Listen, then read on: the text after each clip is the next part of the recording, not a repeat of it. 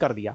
लेकिन जो आज मुझे सबसे मजेदार न्यूज लगी पढ़ने में वो ये थी, इकोनॉमिक्स टाइम्स में खबर छपी कि डोनाल्ड ट्रंप को इंडिया पाकिस्तान सीज फायर का क्लेम लेने का इतना मन क्यों किया, ट्रंप हमेशा इस तरह के क्रेडिट लेते क्यों हैं, इसके बारे में आप जानकारी देता हूं मैं आपको। ये एक इंटरव्यू छपा है, एनएसए है, नेशनल सिक्योरिटी एडवाइजर, जैसे भारत में इस समय डोवाल साहब है पीएम के, ऐसे ही यूएस में जब ट्रंप का पुराना शासन था उस समय पे उनके एनएसए थे जॉन बोल्टन।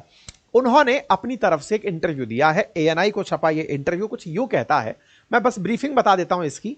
इस इंटरव्यू में उन्होंने कहा है कि देखिए ट्रंप हैं और ट्रंप एक नैरेटिव लड़ाई में है, और वो लड़ाई क्या है कि अमेरिका के अंदर जो बाइडेन के डेमोक्रेट्स हैं, यानी कि बाइडेन का जो पार्टी का बैकग्राउंड रहा है, बाइडेन रहे हो, ओबामा रहे हो, ये जितने भी लोग हैं ये युद्ध के लिए जाने जाते रहे हैं, दुनिया में इन्होंने वॉर थोपी है।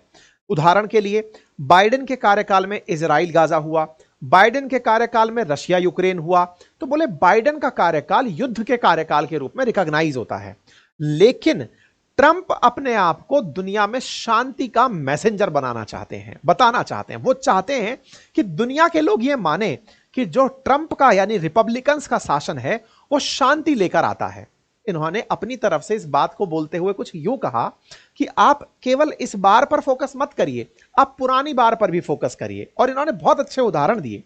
इन्होंने कहा कि आप चलिए पिछले कार्यकाल में जब ये एनएसए हुआ करते थे, बोले उस समय पर भी ट्रंप नॉर्थ कोरिया के किम जोंग उन से मिलने गए। क्यों मिलने गए?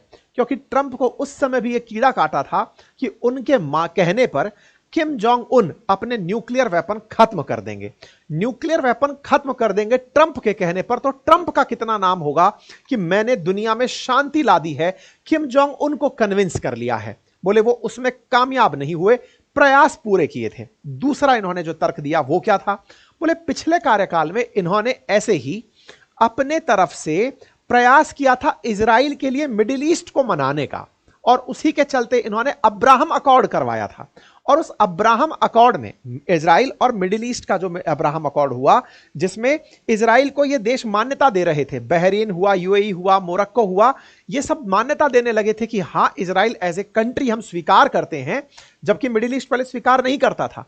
तो बोले उस अकॉर्ड को करा के भी ट्रंप अपनी छवि पीस मेकर की करना चाहते थे कि मैं दुनिया में शांति लेकर आया हूं। बोले कहां फेल हुए? बोले ना तो देखो उसने माना, नॉर्थ कोरिया के किम जोंग उन ने माना, और ना ही मिडिल ईस्ट कंट्रीज ने, इजराइल और गाजा के बीच जब संघर्ष हुआ तब इजराइल का किसी देश ने साथ नहीं दिया। इससे यह पता चलता है कि ट्रंप के जो प्रयास हैं वो उनके अंदर यह मसीहा बनने की इमेज को दिखाते हैं कि वो चाहते हैं कि मैं शांति लेकर आना चाहता हूं। ऐसे में ये जहां फेल हो जाते हैं वो क्या है, ये कहे थे कि जैसे ही मैं सत्ता में दोबारा आऊंगा रूस यूक्रेन कॉन्फ्लिक्ट को पूरी तरह रोक दूंगा, वो फिर से नाकामयाब रहे।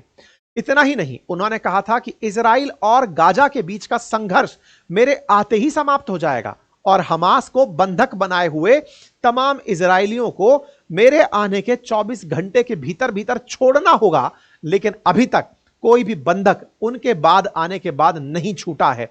वो जो बीच में छूटे थे उसके बाद लगभग 50 से अधिक बंधक अभी भी गाजा में हैं। ऐसे में ट्रंप को अपनी इमेज बाजार से जाती हुई दिखी।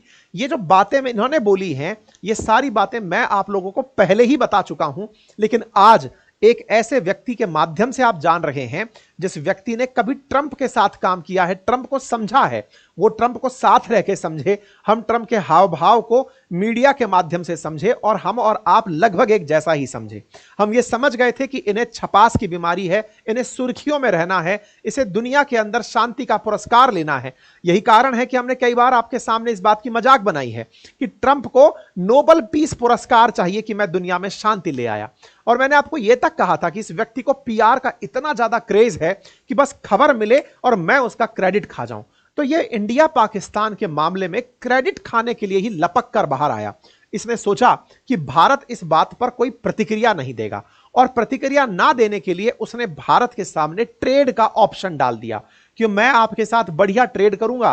ट्रेड के लालच में हो सकता है कि भारत चुप रह जाए। अब इसका मतलब समझिए कि ट्रेड को इसने जानबूझकर इन्वॉल्व किया था कि जब मैं भारत को बोलूंगा कि आपके साथ बढ़िया ट्रेड करूंगा, तो ट्रेड के लालच में हो सकता है कि इंडिया भारत पाकिस्तान के मामले में चुप हो जाए और ट्रंप को क्रेडिट लेने दे।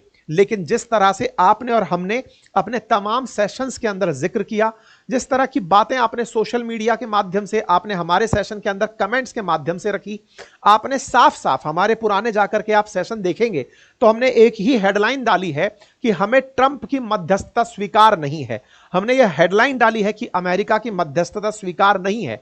यह बात भारत सरकार तक भी पहुंची और भारत सरकार को यह मैसेज समझ में आया कि चाहे जो भी हो, देश को, भारत को अमेरिका की मध्यस्थता पसंद नहीं है। अगर भारत खुद से सीज फायर करता तो मोस्ट वेलकम होता। आतंकियों को अपना जवाब तो हम दे ही चुके थे, सब कुछ सही था, हमने अपना सब कुछ ऑपरेशन बढ़िया से किया, लेकिन वो बीच में आया और जो क्रेडिट लेकर भागा उससे हमारे रहे सहे पूरे की पूरे एफर्ट्स पर पानी फिर गया।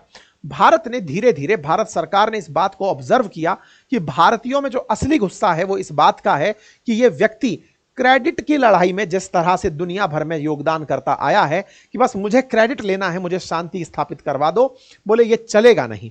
ट्रेड भारत के लिए भले ही अच्छा हो, लेकिन भारत सरकार को यह समझ में आ गया कि भारतीयों को ट्रेड नहीं चाहिए।